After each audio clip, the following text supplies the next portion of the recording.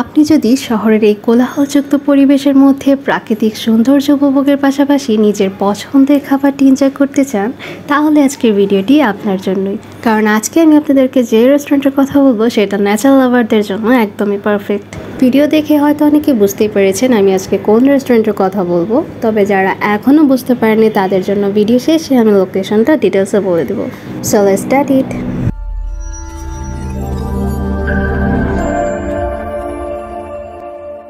So welcome back to another brand new video from Sissy Style with Connected Vibes, and first of all ignore my voice because my voice has deteriorated due to the cold.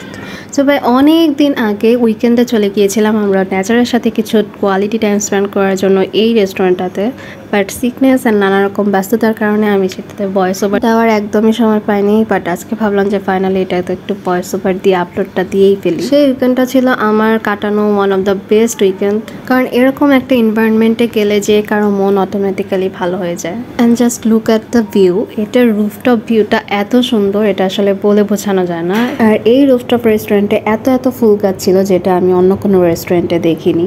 Specially আমার কাছে ভালো লেগেছিল যে এই ফুল গাছটা, যেটা আমরা অনেকেই চিনে থাকি, স্পেশালি কাপলরা কিন্তু এইটা দিয়ে রিং বানিয়ে তার প্রিয়জনের হাতে পরিয়ে দেয়। তাই আমিও আপনাদের ভাইয়াকে বলেছিলাম রিংটা বানিয়ে দিতে, বাট সে এমন ছোট করে ছিঁড়েছিল যেটা দিয়ে রিংয়ের কোনো গিটও দেওয়া যায় না। কি আর বলবো তার কথা। তো যাই হোক, এই রুফটপ রেস্টুরেন্টের একদম টপ থেকে কিন্তু আপনারা একটা সুন্দর ভিউ পাবেন। তাই ট্রাই করবেন বিকেলের দিকে বা সন্ধ্যার পরে যাওয়ার, কারণ লাইটিং দেওয়ার পর কিন্তু ডেকোরেশনটা দেখতে আরও অনেক বেশি সুন্দর লাগে। আর ওদের সেকেন্ড ফ্লোরে কিন্তু বাফেট সিস্টেমটাও চালু আছে, বাট যেহেতু আমাদের যেতে একটু লেট হয়ে গিয়েছিল তাই আমরা বুফেটা ট্রাই করতে পারিনি। তো এই রেস্টুরেন্টটাতে আপনারা ফ্রেন্ডস অ্যান্ড ফ্যামিলির সাথে আসতে পারেন। এছাড়া ছোটোখাটো বার্থডে সেলিব্রেশন অথবা গেট টুগেদারের প্ল্যানিংও কিন্তু আপনারা এখানে করতে পারেন, কারণ এই রেস্টুরেন্টের প্রতিটা কর্নারে কিন্তু খুব সুন্দরভাবে ডেকোরেট করা, একটা গ্রিনিশ ভাইব পাবেন। সেই সাথে আপনারা যদি ন্যাচারাল লাভার হয়ে থাকেন তাহলে তো মাস্ট ভিজিট দিস প্লেস। এবার আসি ওদের ফুড মেনুতে। ওদের এখানে আপনারা কিন্তু বিভিন্ন ধরনের খাবার পেয়ে যাবেন। বেসিক্যালি ওদের বাফেট সিস্টেমটা অনেক বেশি পপুলার। এছাড়া ওদের ফুডের মধ্যে আপনারা ডিফারেন্ট আইটেমস পেয়ে যাবেন, কন্টিনেন্টাল থেকে শুরু করে ইন্ডিয়ান, চাইনিজ সব কিছু।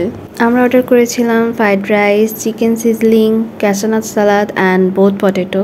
সবগুলো টেস্টই ভালো ছিল, বাট চিকেন সিজলিংয়ের টেস্ট আমার কাছে একদমই ভালো লাগেনি, কারণ ওটা অনেকটাই ঠান্ডা ছিল। সিজলিংয়ের সেই স্মোকি ধোয়া ওঠা ভাইবটা একদমই পাচ্ছিলাম না। বাট ওদের এই ইউনিক বোথ পটেটোর টেস্টটা কিন্তু আমার কাছে বেশ ভালো লেগেছিল। এটা বেসিক্যালি পটেটোর মধ্যে চিকেন চিজের পুরো দিয়ে করা একটা কম্বিনেশন ছিল, খেতে বেশ ভালো লাগছিল। রেটিং এটাকে আমি 9 আউট অফ 10 দিয়েছিলাম। সো এই ছিল মোটামুটি মিরপুর 11 রেভ রেস্টুরেন্টের একটা ছোটোখাটো রিভিউ। দেন খাওয়া দাওয়া শেষ করে সেদিন কিন্তু আমরা চলে গিয়েছিলাম স্টার সিনেপ্লেক্সে মুভি দেখার জন্য। আর আমাদের সাথে কিন্তু আমাদের একজন স্পেশাল মামাও ছিল। বেসিক্যালি মামার জন্যই সেদিন উইকেন্ডটা এত বেশি স্পেশাল ছিল। থ্যাংকস আ লট মামা for joining us that day.